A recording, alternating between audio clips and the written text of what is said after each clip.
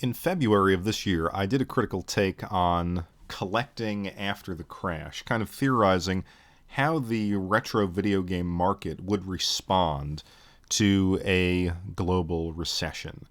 And that was obviously a month before we had a global crisis and the beginning of a global recession, if not something worse. And I wanted to go back to that video and kind of look at how my predictions panned out. It's always fun, when you say something and it actually comes to pass. Did your analysis really hold water? Now, the thought that I had in that first video was that, gaming in its modern, or retro gaming, the retro gaming community in its modern form had not experienced a true economic test. I think 2007, 2008 was right at the birth of what we now understand as the YouTube retro gaming community, which is then spread out into kind of other avenues. So I don't take what happened during that recession as necessarily predictive of what is happening now, or at least I didn't when I made that video. So I basically had two predictions back in February, and the first was that in a global financial catastrophe or recession, that there would be a loss of disposable income. And it stood to reason that gaming and the retro gaming community would take a hit. People would try to sell off what they had in their collection. There would be a noticeable drop in prices and a general lack of interest in retro gaming. But I didn't think the hobby would sort of fall off of a cliff, because ultimately gaming is something usable. These are things that you don't only collect, but you can play, that you can enjoy. So I think, or at least I thought back then, people would sort of hold on to them. And again, it would be more of a kind of gradual sell-off, with the iconic games, the Holy Grails, still holding their value pretty well. But I also argued that when this theoretical catastrophe ended, you'd have some pretty clear winners and losers in the retro gaming hobby. I thought that the people who will probably do the best are those in kind of the high-tech industries involved in automation, and that they would kind of be the prime consumers in this new retro gaming market. That as people were selling off their inventory, trying to get still decent prices, perhaps fearing that the retro gaming market would take a plunge, that these guys and gals would come in and kind of flex their financial muscle and buy up a lot of inventory and kind of get maybe some of those games that they were chasing, or that they thought, one day I'll pick it up, and maybe the prices will just be attractive enough for them to get some of those high-value games. Again, not Little Samson or Stadium events. The established games will still be pricey, but everything kind of below that might become a sort of target for conspicuous consumption by the winners of this economic game. So I figured let's see to what degree I was right or wrong. Let's take a look at some general trends, some info on some games that I track, and then see to what extent this current recession kind of fit what I was thinking back in February. So I like to use an app called GameEye that kind of tracks the overall value of my collection, and it's connected into price charting. So I looked at the three most expensive games that I have. Street Fighter 03 for the Saturn, the PSP version of Persona 3, and Godzilla for the PlayStation 4. And these games have always been top three. They trade places sometimes. But what do we see during the coronavirus crisis? Well, Street Fighter 03 really held steady, sealed. The complete in box version jumped up a little bit, but then they both kind of leveled off. Persona 3 Portable has consistently, gradually, but consistently gone up for both sealed and CIB. And the Godzilla game, which I don't understand why this is so rare. I kind of have to look into it. But it just had some fluctuations, and then again steadied towards the current point in time. So definitely not a decline, and some pretty inconsistent data, I would say. I don't know why Persona 3 Portable continues to climb in value. Hard to explain the fluctuations going on with Godzilla. And then I would say Street Fighter Zero 3 is about what I would expect. Now, three games that I typically track are Earthbound, Snatcher, and Albert Odyssey because they're all games that I want to own, but do not and probably will not, considering their pricing. And, again, it's an inconsistent picture. Earthbound had a big dip at the end of last year and then held remarkably steady through the corona crisis. Snatcher dipped a little bit during the crisis and then recovered. And then we see Albert Odyssey, at least the sealed version, kind of did the same, and then a slow increase for the complete version. So as you look at these, and this is only 6 games. You have to kind of see what you have in your portfolio, so to speak. But I don't see a consistent pattern. As I look at my overall stats on GameEye, I've probably seen about a $500 increase in the value of my collection from the beginning of the year. And take those prices with a grain of salt. It's all based on eBay sales and game charting. Does that represent the real market? I know there's always been a debate about that, but it's aggregate data, and I've always thought it's not perfect, but it's the best we have.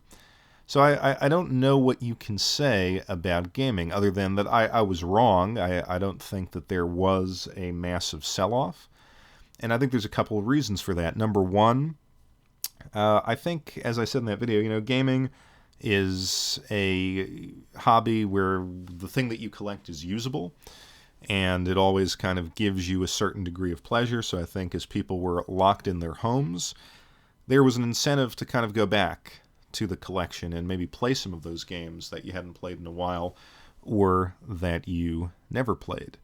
So I think that's one part of it. I think, we saw things with the Switch, where it was really hard to find. It was out of production. I know people sold their Switches at pretty high prices. And then I think, lastly, there's this other point that's kind of interesting, I think, at least in the video game market below the surface, and that is the distinction in how people are experiencing the coronavirus pandemic. If you are out of a job, obviously it is a crisis. If you manage to maintain your job through this, and you still have your same pay structure and it's just business as usual, people have actually saved quite a bit of money and have more disposable income. So I think, those people might be buying some of the games, maybe some of the games that they always wanted to play. Yeah, they're expensive. But on the other hand, if you're not taking a big expensive vacation, if you're not doing a lot of driving, maybe you have the income to pay the higher prices for games and to kind of keep the upward momentum going.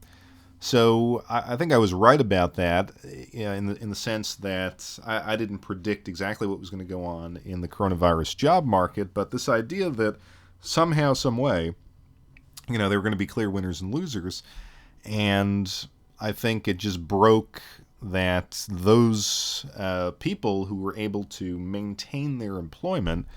And it may, regardless of what it is, it may not have been kind of the high-tech sector I was describing in the initial video, but if you've maintained your employment, regardless of what it is that you're doing, and you have the same income level but far less expenses, you can kind of direct some of that new discretionary income into the hobby of retro gaming if you choose.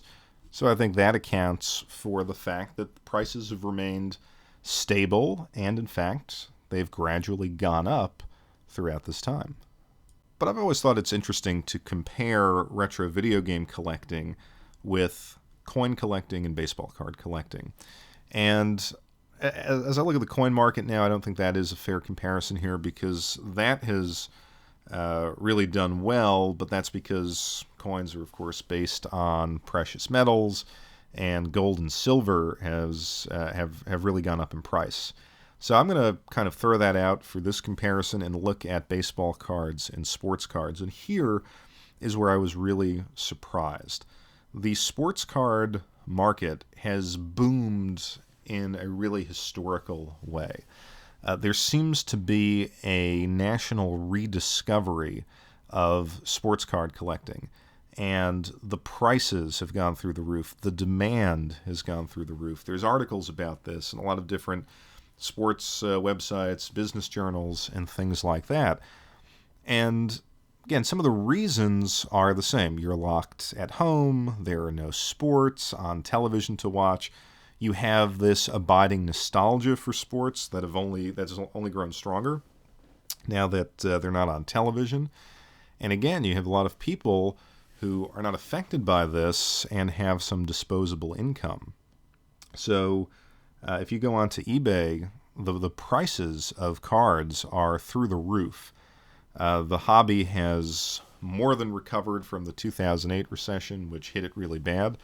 And it is, in some people's opinions, superseded its high point back in the 90s. And I can vouch for this myself. I've kind of collected sports cards on and off, and I've read about this kind of crazy explosion in interest. And I said, well, now's the time to sell some of these cards sitting in my closet. And what I found was cards that I had paid maybe $2, $3 for, I had gotten in a lot, I'm selling for $10 to $20 a card.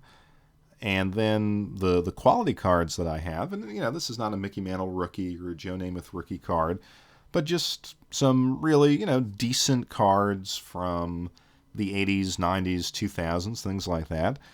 Desirable players, Hall of Fame players, I'm getting between $100 and $180 a card. And that is those are prices that I never thought that I would see. So it got me thinking, why hasn't retro gaming seen this kind of boom? And originally I said, this is a negative, because really all of the same conditions for sports cards apply to retro gaming. People have time on their hands. They have maybe a desire for some kind of nostalgia from their past, and perhaps disposable income because they're still working. So really I kind of thought that the market for retro gaming would more closely mirror what's going on in sports cards. But then I thought, that criticism was a little bit unfair because it is a rediscovery of sports cards. People are discovering that hobby that may have gotten out of it for 10 or 20 years, that may have forgotten about it, that who may have never been involved at all. So this renaissance of awareness is something really new, I think, to sports cards. Whereas in video games, all we are about here, especially on YouTube, but the retro gaming community in general, has been all about awareness. And so we've been riding a wave of nostalgia for quite some time now. So I think it's okay that there wasn't that boom in retro gaming. What I think we're seeing, and I think this is a really positive point for those of us who have been in this hobby, is that the stability that we're enjoying, or at least that I'm seeing in the kind of data that I've looked at, the stability shows that this is now a mature market. I always had this question, is it going to be something like coins, like cards, like a lot of these collectibles that have stood the test of time? Or is this kind of an internet sensation that will peter out, when it's no longer possible to collect these things easily, when there's some sort of new trend that supplants retro gaming?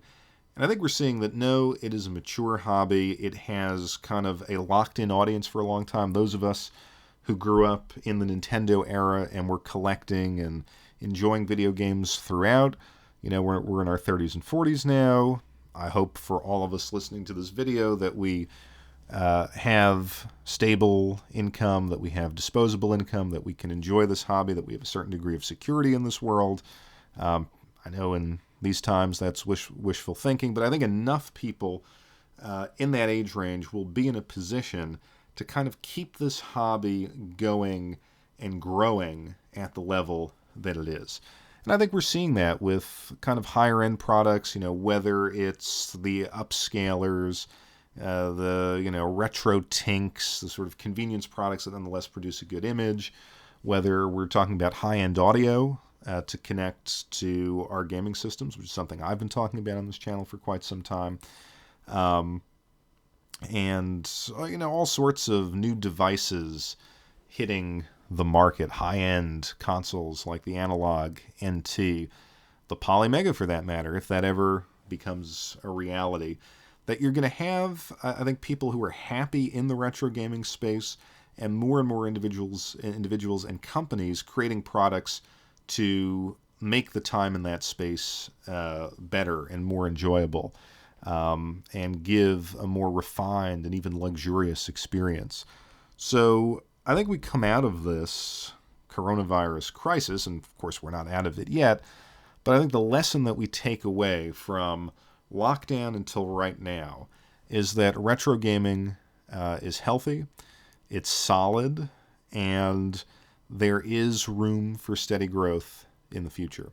So in this world, there are far more important things than what's going on with retro gaming. I don't want to sound like my only concern was, hey, what's going on with the value of the games in my closet? But as someone who's followed this, and as someone who's made the prediction, I think we've come out in a better place than I thought. And I actually, and very unusual for me, I think we have cause for a guarded optimism in this hobby moving forward.